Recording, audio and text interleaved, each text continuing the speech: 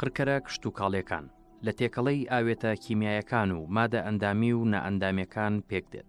بەکار دەهێنرێت بۆ کوشتنی مێرووەکان و لە ناوبردننی گیا و کەڕوەکان، بەمبەستی نەهێشتن یان ڕاگررتنی نەخۆشیە کشتوکاڵیەکان و پاراستنی ڕووەکەکان لە هەڵوەراندنی گوڵ و بەرەکانیان. سێ جۆر قڕکەری کشتوکاڵیمان هەیە. قڕکەرە کشتوکاڵەکان ئەوانیان کە سەوزیە کوژن، ئەوانەی کە گەبژارە کوژن، ئەوانیش ئەکرێ بڵین ئەوانیان کە لە مەرحەلەی سەوزبوونی بەروومەکە هەیە، هیچمانە پێش ئەوەی تۆ سەوز بێت ئەیکەن بە زەویەکە بۆ کوشتنی تۆوەکان. وە قڕکەرە مێرووەکانمان هەیە، ئەو مێرووە کوژە. قڕکەریشمان هەیە هەر وەکو مێرووە بەڵام ئەناکیبی پێڵێن، عنکەبوتەکان بە حکمەوەی کە هەش قاچیان هەیە جیاکرانەوە لە مێرووەکان. ئەمەشمان هەیە لەگەڵ قڕکەری فتریشمان هەیە، کەڕ کوژەکانیشمان هەیە. ئەمانە ئەو دەربانانن، ئەو جۆرە قڕکەرانن کە لە کشتتوکاڵە بەکارێت بۆ لە ناوبردننی دوژمنەکانی کشتتوکاڵ. مەبەستمان لە هەموو کشتتوکاڵ هەموو ئەوانەیە کە بەرهەم ئەهێنرێن، ئیتر لە گەنمۆ و لە جۆ و لە درەخت و لە سەوزە و لە هەموو جۆرەکان ئەوانەیە کە بەکارهێنن مەبەستمان لەوەیە. دەرمانی کیمیایی قڕکەر بە شێوەی جیاواز لە 2000 ساڵ پێش زاینەوە هاوڕێی مرۆڤە، وەکو گۆگرد و هەندێک پێکاتەی ژەهراوی تووتن، تا دەگاتە هەموو ئەو مادانەی کە لە ئێستادا بەردەستن. بە پێی راپۆرتی ڕێکخراوی تەندروستی جیهانی WHO نزیکەی 1000 مادەی قڕکەر لە جیهاندا هەن کە ڕادەی مەترسیەکان و تەمەنی مانەوەیان لە ژینگەدا جیاوازە. ئێمە لە بواری کشتتوکاڵە سێ مادەی سەرەکیمان هەیە کە بەکارێنین، ئەویش با بڵێن قڕکەرەکانن، باش مبیدە، ئەسمیدەیە، فتریات. ئەم سێ بەشە سەرەکیمان هەیە، بەڵام بەشی لاوەکیمان زۆر بەشی لاوەکیمان زۆرە. ئەم بابژین لەگەڵ مەوسومە هەر شتێک پەیوەندی بەخۆی، چونکە تۆ بڵێن بەروبوومێکت هەیە، ئەم بەروبوومە ئەتەوێ بەیانی دوو بەیانی بخیتە بازاڕەوە. ئێمە فترەی ئەمان لەسەر هەموو مبیدەکەی، لەسەر هەموو مبیدەکەیە و جیهازی و غێر جیهازی، با بڵێن ئەوەی کە بڵێن ئەچێتە ناو ئەو ڕۆکەوە یان ناچێت ناو ڕۆکەکەەوە. ئەمە بە کوردەکەیەتی بەڵاتا کوردەکەیەتی ئەبێ ئاگادار بی. بۆ خاوەن بیتەکان زۆر گرنگە، چونکە ئێمە ئێستا لە کوردستانە بە هەزاران بیتمان هەیە. ئەم بیتانە هەفتەی 3 جار بۆ 2 جار تاقیمەکرێن بە دەرمان، یعنی بە دەرمان بەڕشتن دەرمانیەکەن. ئەمە وا ئەکاتە ئەو بەروبوومانە 3 ڕۆژ جارێکیش تۆ ئەم بەروبوومە ئەیڕنیت و ئەیخیتە بازاڕەوە و ئێمەش لە بازاڕە ئەیکڕین و ئێرین و لە ماڵە بۆ خۆمان و ماڵ و مناڵ هەموو کەسێ بەکارێنێ.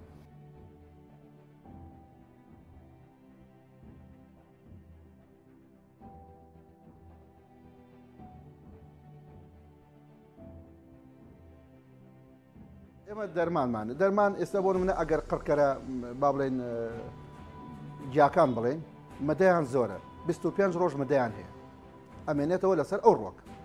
با بڵێن وەک ئەمانی کە سەوزی بڕەکانیان پێڵێن، ئەوانی کە گیاکوژەکان بەعام بەشێکی سەرەکی کە کەرتی کوشتتوکاڵ تەواوەکە 25 بۆ 1 مانگە مێنێتەوە. پێکاتیان با بڵێن سەوزی بڕە، با بڵێن بە عام سەوزی بڕی عام، ینی هەموو گیاکە کوژێ.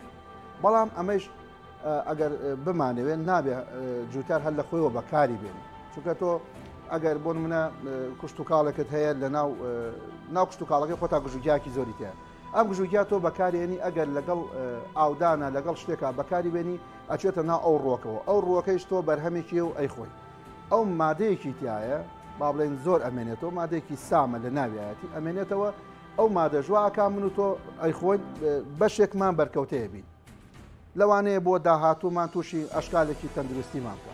هەتا بۆ نمونە ئەگەر کەڕوەکان ئێستا کەڕوومان هەیە فترەی ئەمانی 25 ڕۆژە، ینی مدەی ئەمان مدەی خواردنی ئەو خواردنە تۆ ئەیخۆی 25 ڕۆژ نابێ بیخۆی. هەیە 7 ڕۆژە، هەیە 3 ڕۆژە، هەیە ڕۆژێکە، ینی هەمانە ینی 1 ڕۆژە. ئێستا ئەمە ئەسمیدەیەکە، باشە ئەمە ئەسمیدەیەکە، سەمادێکی وەرەقیە، جوتیار ئەڵێ هیچ مشکلەیەکی نیە، بەڵام نابێت لە تا 24 سەعات لێ بخۆی. لێ سەری نووسراوە پێ تالیماتی لەگەڵا نابێت تا 24 سەعات لێ بخۆی. لەبەرەوە ئەویش کاریگەری بۆ سەر خانەکانی ئینسانیش. ئێمە زۆرترین ماوە کە باسی بکەین 3 مانگە، ئەویش مادەی با بڵێن مەلاریایە کە لە قانونی زراعی خۆمانە با بڵێن ئێستا مەمنوع لە بازاڕەکانە دەست ناکەوێت، بۆ 3 مانگ ئەمێنێتەوە. بەڵام مثل لە هەر ژێرنەوە لە هەر شتێکە ئەمێنێتەوە. ئێستا ئێمە دەرمامان لە بەردەستایە سێ مانگە مێنێتەوە ئێستا بۆ منە ئەمە تووڵەی ئەمانی فەتری ئەمانی سێ مانگە ئەمە ناگرێت لە کشت و کاڵەتەوە بەکاری بێت هەموو جۆرە مێرەکە بشێ پێکهاتەی دەرمان زۆرن فسفۆرمان هەیە باشە فسفۆرمان هەیە مادەی ئەزوویمان هەیە ئەوە مادێکی عەربی با بڵێن ئەزووی ئەوەیە کە با بڵێن لە یۆرانیۆمەکان بەکارێت ئەو مادێکی ئەوەیە ئەمانە چیەکەن زۆر ئەمێنەوە فسفۆر بەر هەشتێک پێ سووتێنێ هەر ناوەکەی خۆی لە تەقەمەنی شابەکارتێ و لە دەرمانەکانی شابەکارتی باشە ئەمانە وا ئەکەنە زەرێکی ئێجگار گەورە لە تەندروستی خۆمان بین لەبەرەوە لە هەر کاتێک و حاڵە کاتێکە ئێمە هەر دەرمانێک بەکاربێنین ئەبێ ئاگامان لەوە بێ ئەمە چ دەرمانێکی کراوە فسفۆر مادەیەکە با بڵێن کە چووە جسمی ئینسانۆ تووشی سەرەتانێکە تووشی هۆرمۆنەکانی بڵێن جسمی و کەسە تێکەدا باشە ئێمە نەک هەر لە ئەم بوارە کە بێژین بواری کوشت و کاڵە ئێمە باسیکەین هەمووی زەربی سفرکردنەوە نەخێر خۆمە هەمووی ئێمە باسی زەرەر و زیانەکانی ئەو مادانە ئەکەن کە ئێمە بەکاری یێرین لە ناو کشت و کاڵە بەڵام ئەبێ بە شێوازێکی زانستیانە و بە شێوازی با بڵێن مهندسی زراعی سەرپەرشتی ئیشەکەت کا یا کەسەکە خۆی شارەزا بێ یا لە هەر شوێنە دەرمانەکەی بینێ دەرمانەکان بە شێوەیەکی زانستی و ئەکادیمیانە بەکاری بێن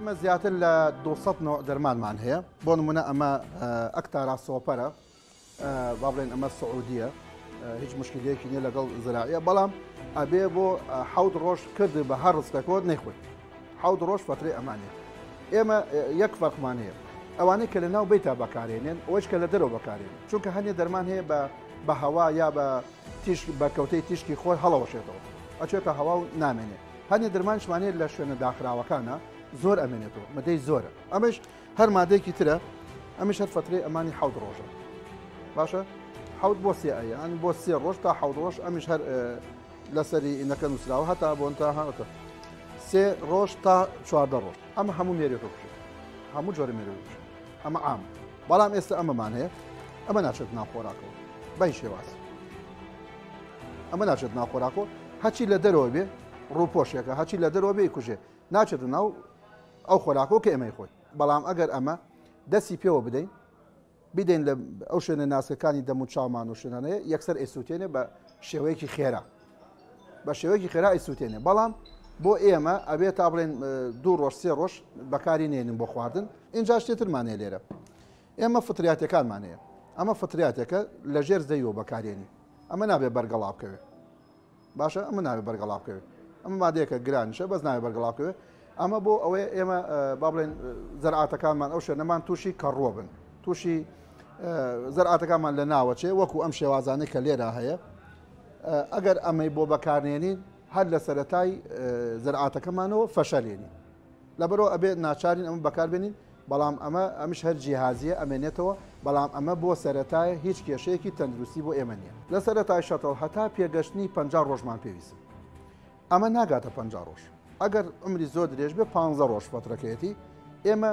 لە سەرەتای شەتڵ بەکارێنین 50 ڕۆژمان پێویستە تا ئەو خۆراکە ئێمە پێگەین 50 ڕۆژ ئێمە 15 ڕۆژ ئەنی مدەکەی زۆرە هیچ ئەشکالێ بۆ ئێمە دروست ناکەم ئەمەشمان هەیە ئەمە بۆ هەموو کەڕۆکان بەکارێن هەتا بۆ دارەکان بۆ بڵێن سنەوبەر تا زەیتون هەموو مادە خۆراکێک سەوزەکان ئەوانە بەڵام بۆ سەوزەوات نابێ بەکاری بێت بۆ سەوزەواتی وەکو تەڕەتی زە و کەرەوز و کەوروانە بە هیچ شێوازێک نابێ بەکاری بێن چکە ئێمە ڕۆژانە ئەیبڕین و خێنە بازاڕ ئەمەش با بڵێن مادەیەکە ئەمەش هەر ئەسمیدەیە ئەسمیدەیەکی وەرەقیە ئەنی با بژین کوتە کوتێکە بە ڕێگەی گەڵاکرێتەوە این بە ئاش بەکاربێنی ئەمەش ئەبێ هەتا تا 24 سعات نەیخۆت ئەمە وەکو بۆ تەندروستی خۆمانە قسانەکەن هیچ ئەشکالێکی ئۆتۆیان نییە لەسەرێمە بەڵام زانیاریەکە بۆ ئێمە جوتیاریانی بۆ ئێمە کە لە ئەمیشایشەکەن ئەمانێ ئەمە شتێکمانەیە پێڵێن ئەناکیبی ئەناکیبی ئێستا بە شێوازێکی زۆر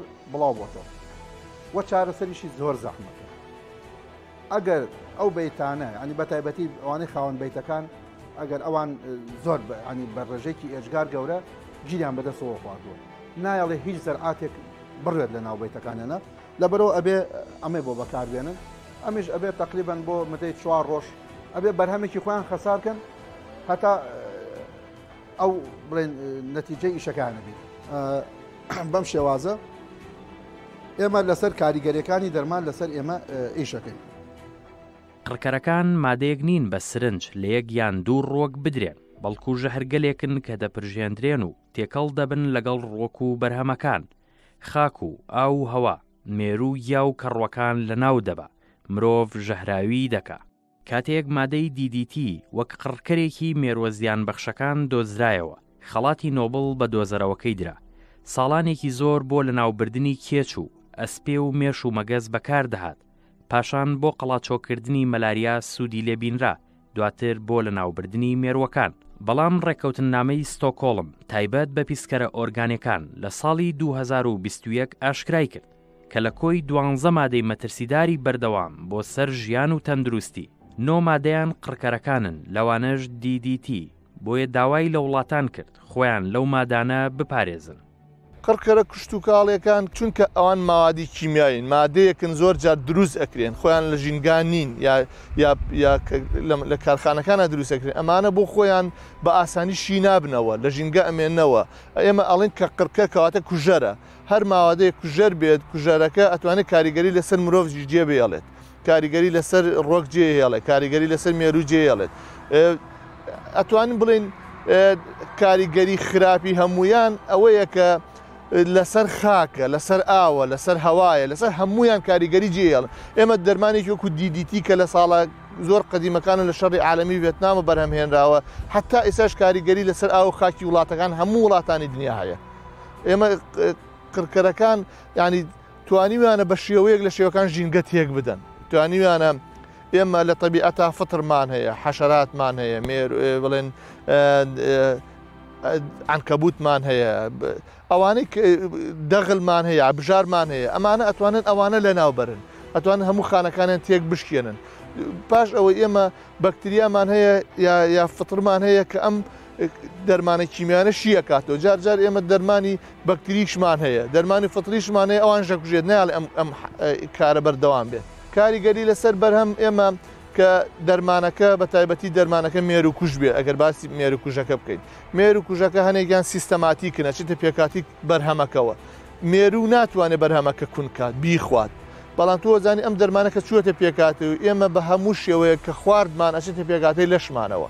زۆر جار لەسەر کەسەکە کە ئەی خوات ئەگەر کاریگەری خراپ جێنێڵێ بۆ نەوەی داهاتوو بۆ مناڵەکانی ئەتوانی کاریگەری جێبێڵێ. ئەو مادانە ئەتوانن بازدانێ لە DNA کەسەکە دروست بکەن، وا بکەن مناڵێکی مشەوە، مناڵێکی شێوا و دروست بێلەوەی لە دوایەوە کە لە دایکە بێت. لەسەر خاک ئەتوانێت لە ناو خاکە بمێنێتەوە و ئەتوانێت بە هەموو شێوەکان لە کەڵەکەبوونی ئەوە لە ناو خاکەکانە دوای ئەو بشۆرێتەوە، یا لە ناو خاکانە لە ڕۆکی تر بتوانێت هەڵی بمژێت بەهۆی دەستلێدانەوە یا بەهۆی تێکدانی ئەو شتە سوود بەخشانە کە ناو خاکەهان. ئێمە زانین کەوچکە چایەک لە خاک ئەتوانن مەلاین فتر و بەکتریا و ئەو شتانەی تیابێت، ئەبێت و کوشتنی ئەوانە، ئەبێتەوەی کە ئێمە مادەکان کە ئەکەونە ناو خاک بە ئاسانی شی نەبنەوە لە خاکا بمێننەوە.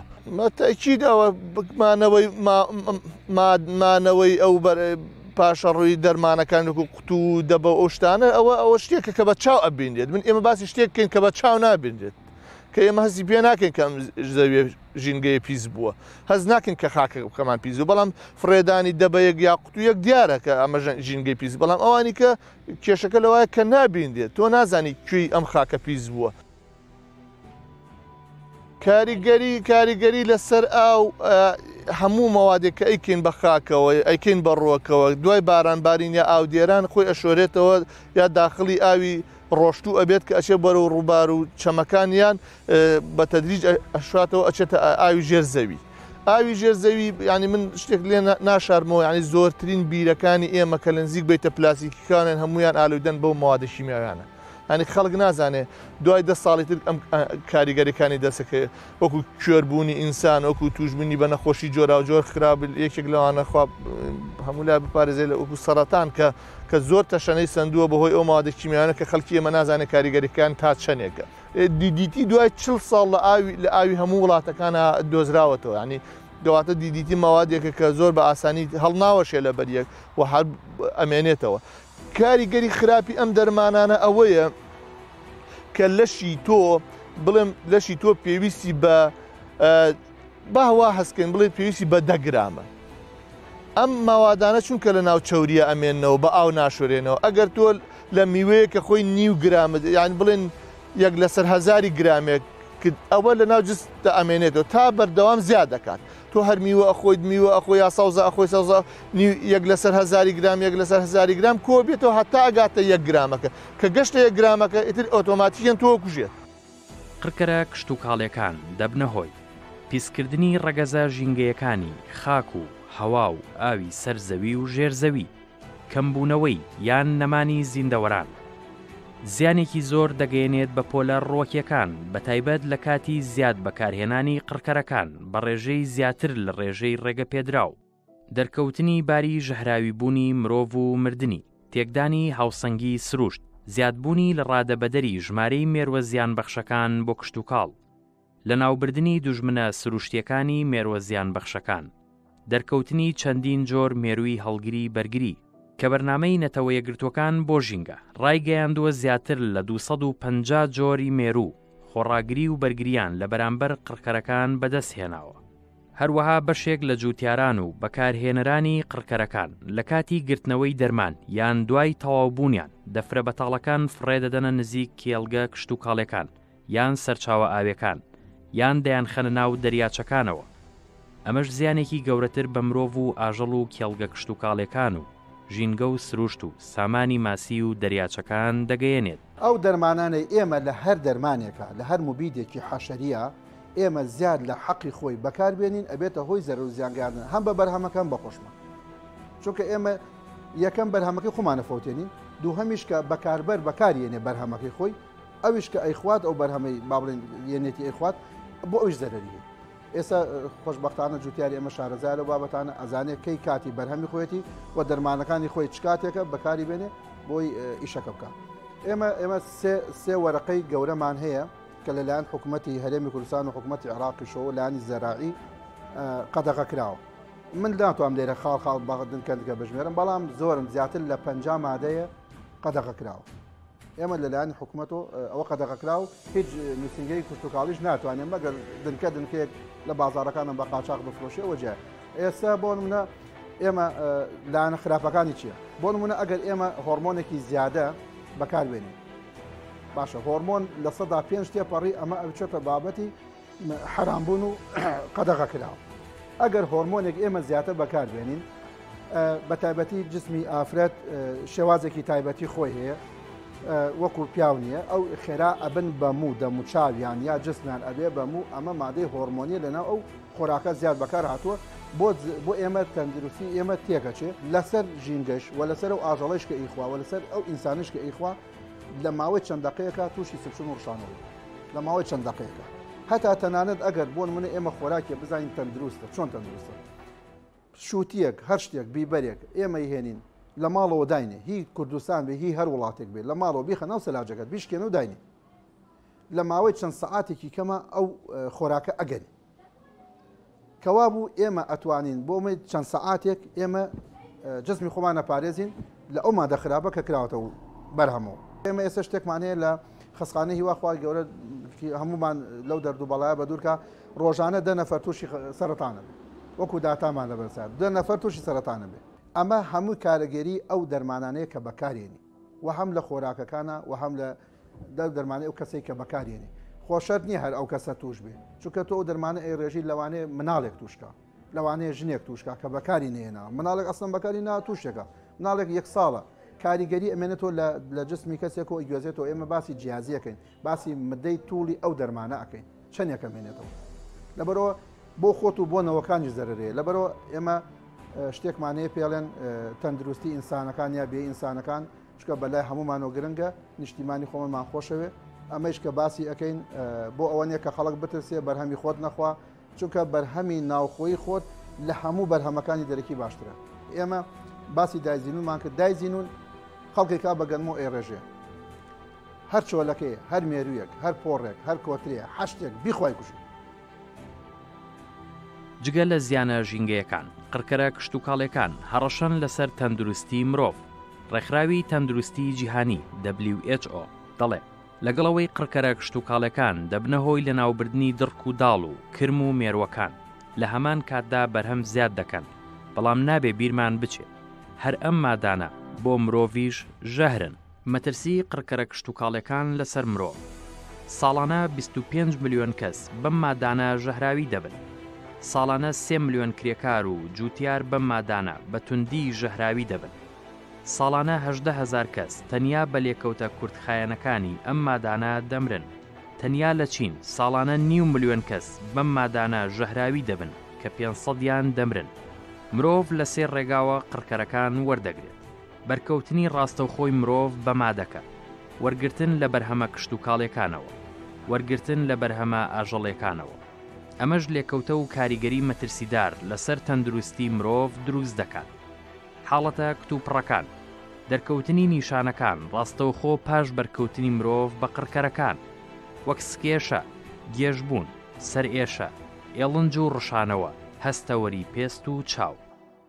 حاڵەتە درێژخایەنەکان، ساڵانێکی زۆر پاش وەرگرتنی قڕکەرەکە کاریگەریەکانی لەسەر مرۆڤ دەردەکەوێت، وەک شێرپەنجەی خوێن، لیمفەکان، مێشک، گورچیلە، مەمک، پرۆستات، پەنکریاس، جگەر، سیەکان و پێست. نەخۆشیە دەماریەکان، کەمبوونەوەی تواناکانی مێشک و دەمارەکان. دووگیانی، شێوانی کۆرپەلە، مردنی کۆرپەلە و هەندێک شێواوی زگماکی. من لە گەنما بەکارێنم، بەڵام خۆم مزەخەشمی و مەکینەشمی خۆم نایکەم ڕاستیەکەی کرێکارە گرمەکەم. من ئەو شتانەیشی ئەیکەین بە خواردنی خۆماسە تەماتە، شووتی، پیاز، بامێر، لۆبیا، حیشتی دەرمان ناکەم.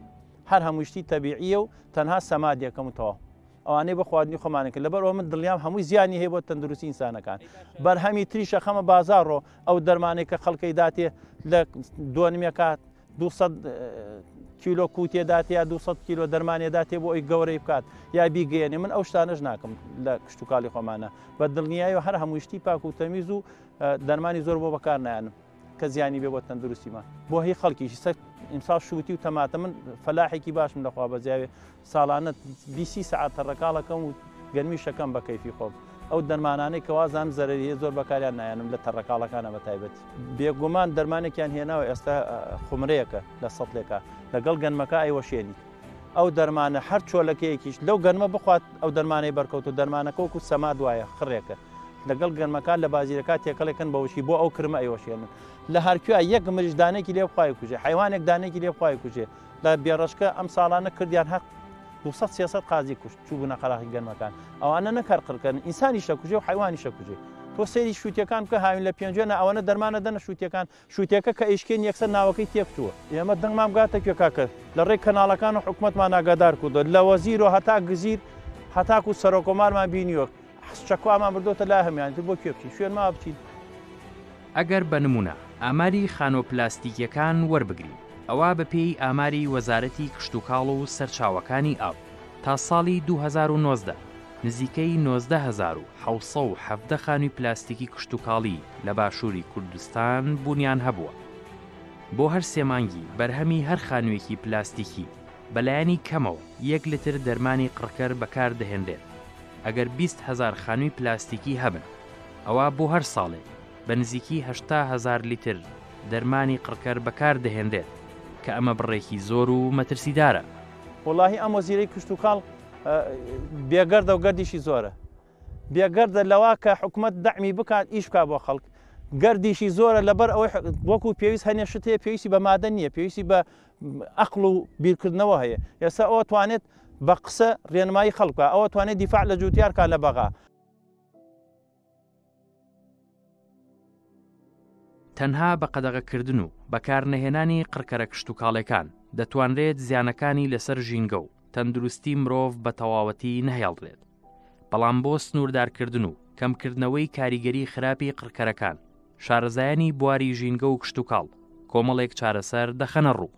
نەپرژاندنی لە کاتی بوونی با و دابارین، پرژاندنی ڕاستەوخۆ پاش ئامادەکردنی بۆ پرژاندن، نەپرژاندنی مێر و کوژە قەدەغەکرا و بەسەرچۆکان، بەکارهێنانی جلوبەرگی خۆپارێزی لە کاتی پرژاندنیدا، بەرزکردنەوەی ئاستی وشیاری جوتیارەکان لە چۆنێتی بەکارهێنان و خۆپاراستن لێی، دانانی باج و بەرزکردنەوەی نرخی قڕکەرەکان، چاندنی ڕووەکی خانەخوێ بە شێوەی خەت لە نێوان بەرووبوومە سەرەکیەکان، دەبێت تەواوی مادەکان کە تەلۆکی لەگەڵ بێت و پێکاتە کیمیاویەکانی بە وردی بخاتە ڕوو. ناچارکردنی جوتیاران بە دانانی سەرپەرشتیار و ڕاوێژکاری ئەندازیاری کشت و کاڵی، دیاریکردنی بڕی بەکارهێنرا و زیادە ڕەوی نەکردن لە بەکارهێنانی، پێوانەکردنی بڕی مادەی قڕکەری بەکارهێنرا و لەلایەن لیژنەی حکوومەتەوە.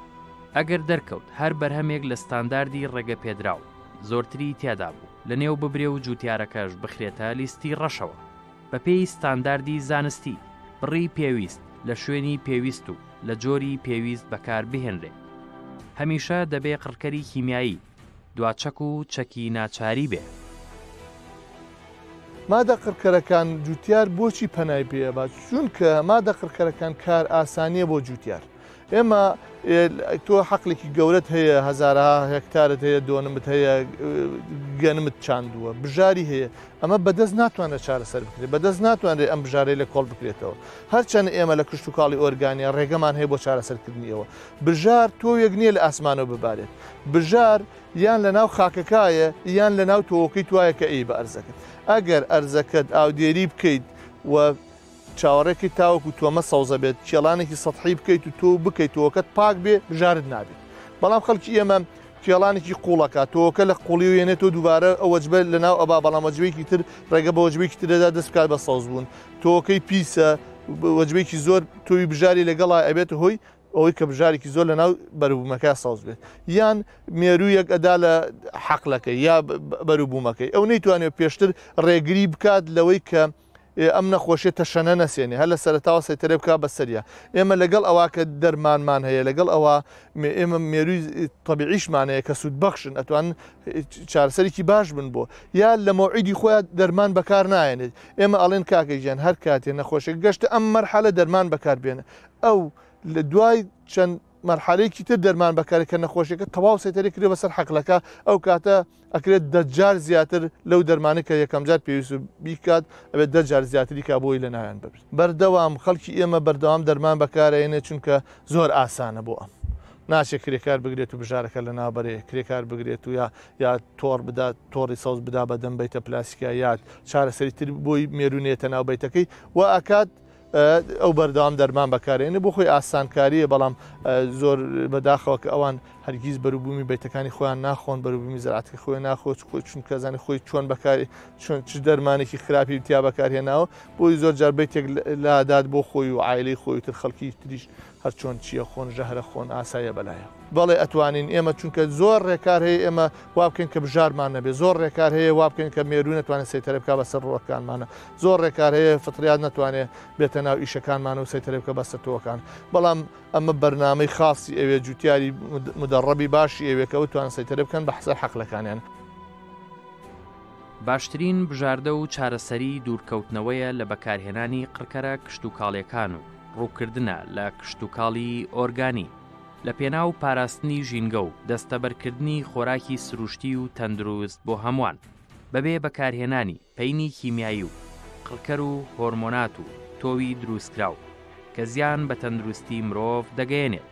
بەم ڕێگایەش خۆراکی تەندروست بۆ بازاڕی ناوخۆ دابین دەکاو، هەلی کاری زیاتر دەڕەخسێنێ و ژینگەیەکی پاک فراهەم دەکات کە هیچ زیانێک بە ژینگە و ژیانی زیندەوەران و تەندروستی مرۆڤ ناگەیەنێت. بۆ ئەمەش پێویستە وەزارەتی کشتتوکاڵ و سەرچاوەکانی ئاو پلان و بەرنامەی بۆ کشتتوکاڵی ئۆرگانی هەبێت تا ژینگە و تەندروستی هەمووان پارێزراو بێت.